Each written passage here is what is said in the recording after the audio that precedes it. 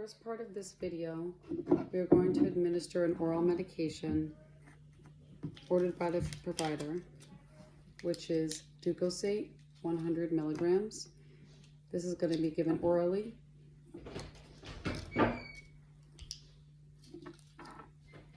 We enter the patient's room and we verify the date of birth and name of the patient. We also checked the name band. We verify that the patient has no allergies, and we verify that this was in fact ordered. We have the right patient, the right medication, the dose. The route is going to be orally. This is the right time it's documented for, and we're going to document it at the end. It comes in a blister pack like this, and we're going to go into the patient's room after we've identified them, let them know what we're giving them, ask if they have any questions, and let them know they're going to take this by mouth. So we're going to check and make sure the package is sealed. It looks like it's supposed to. It's the right medication. The expiration date is fine. We're going to take the cup that we're going to give the patient to in. And I'm going to pop the pill in here.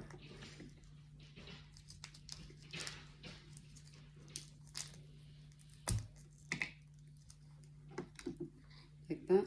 We have a cup of water for the patient. Okay, so we perform hand hygiene before any of that with our Purell.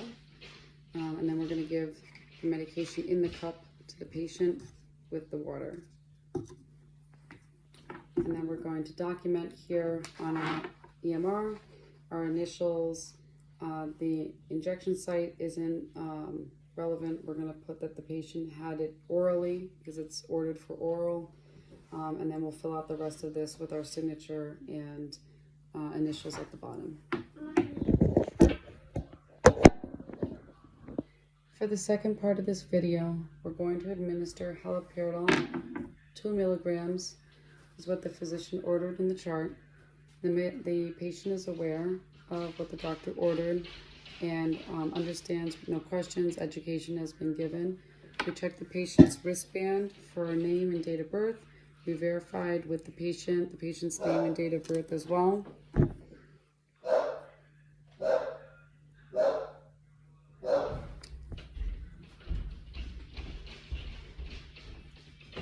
We verify that the patient has no allergies.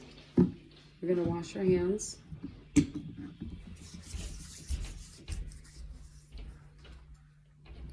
And we're going to go give the injection to the patient, and we're going to provide privacy for the patient.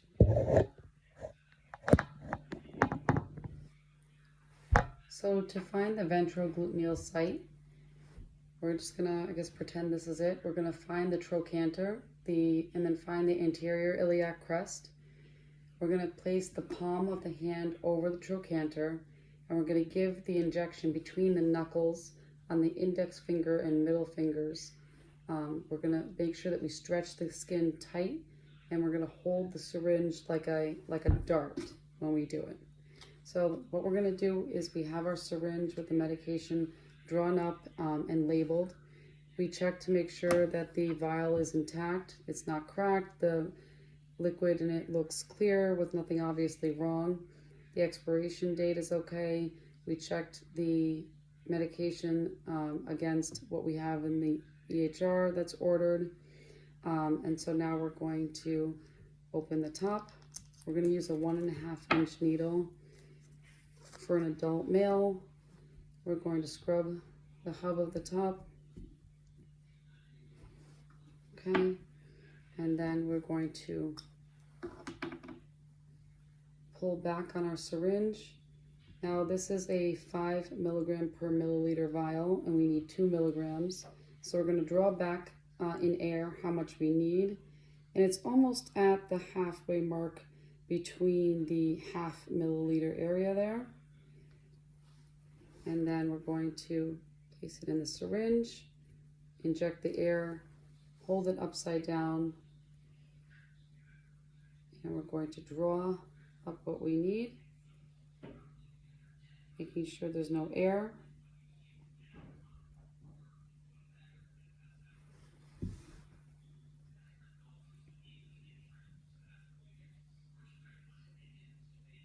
Okay. I'm going to make sure that there's no air. I'm going to place the cap on the needle, and then we're ready to give it to our patient. So we're going to wash our hands. We've identified our patient. Patient knows what they are getting, verified allergies and the proper medication. We have the right patient, medication, dose, route, time, and we're going to document when we're done. Name and date of birth have been verified. We know where we're giving the injection. We're going to cleanse the area.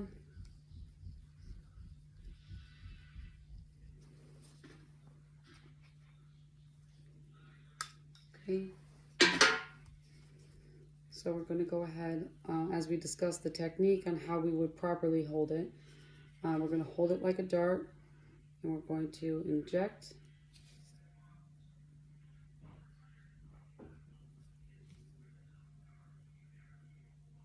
Okay, and then we're going to put it into our sharps container. Then we're going to remove our gloves, wash our hands.